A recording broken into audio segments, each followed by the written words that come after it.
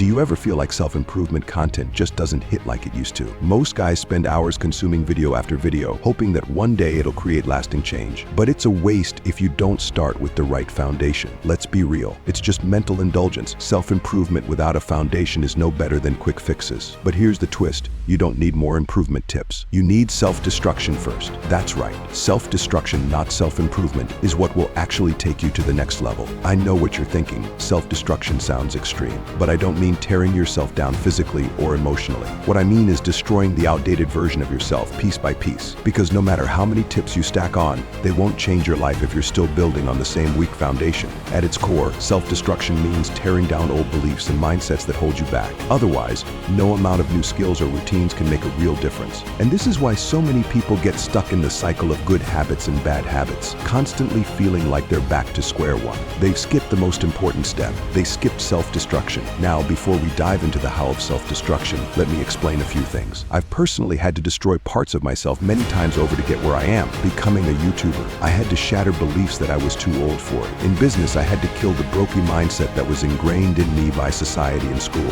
And when I became a father, I had to shed the baggage from my own past to avoid passing it on. Do you see a pattern? In every part of life, growth comes when we destroy what's holding us back. Remember this. Before you can build, you must first destroy. That means disassembling yourself before constructing something better. So how do you start? In this video, I'm going to walk you through 2 essential steps to self-destruct your old self so you can actually achieve success. First, you need awareness. You have to know what you want to destroy before you can destroy it. We all carry beliefs and thoughts planted deep in our minds since childhood. In order to let go of limiting beliefs, you have to understand them. Here's a simple self-awareness exercise to help you get started. Say you want to make more money. Instead of jumping to self-improvement books or more YouTube videos, think about what you view as expensive. Maybe it's flying business class or even buying certain types of food. Now ask yourself, why do I think that's expensive?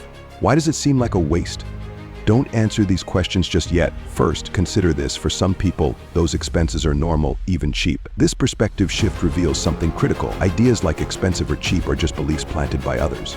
And this exercise applies to all kinds of beliefs: money, relationships, success, most of which aren't even yours to begin with. By realizing this, you're already one step closer to letting go of beliefs that don't serve you. Once you know which beliefs are holding you back, the answer is clear: destroy them. Step 2 is destruction. This is the action phase. Now that you're aware of what's holding you back, it's time to eliminate those beliefs for good. Most people struggle with this because letting go of old beliefs feels like losing a part of themselves. You may have held on to some beliefs for years, maybe decades. They may connect you to family members or friends. But to grow, you need to detach yourself from those outdated ideas, even if it means letting go of who you thought you were. Think of it like training in boxing. Maybe you're self-taught, but the moment you enter a real gym, you realize your form and technique need an overhaul. It would be easier to stay comfortable with what you know, but real growth demands that you destroy those old techniques and start from scratch. Destroying limiting beliefs is similar.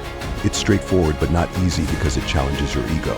But once you let go, the progress you can make will be beyond what the average self-improvement dork achieves with all their stacks of content. Real self-improvement always begins with self-destruction. It's the reset you need before you can truly grow. So don't misunderstand this as an attack on self-improvement. It's valuable once you've done the work of self-destruction. So grab your metaphorical sledgehammer and break down that old self-image. Destroy every belief that doesn't serve you, even if it's uncomfortable. Self-destructing your way to success is the way forward. And if you're ready to take this journey even deeper, check out my previous video on psychopathic confidence. There we talk about building unstoppable self-confidence that makes others take notice. Make sure to hit like and subscribe for more, and let's get to work. Until next time, keep pushing forward.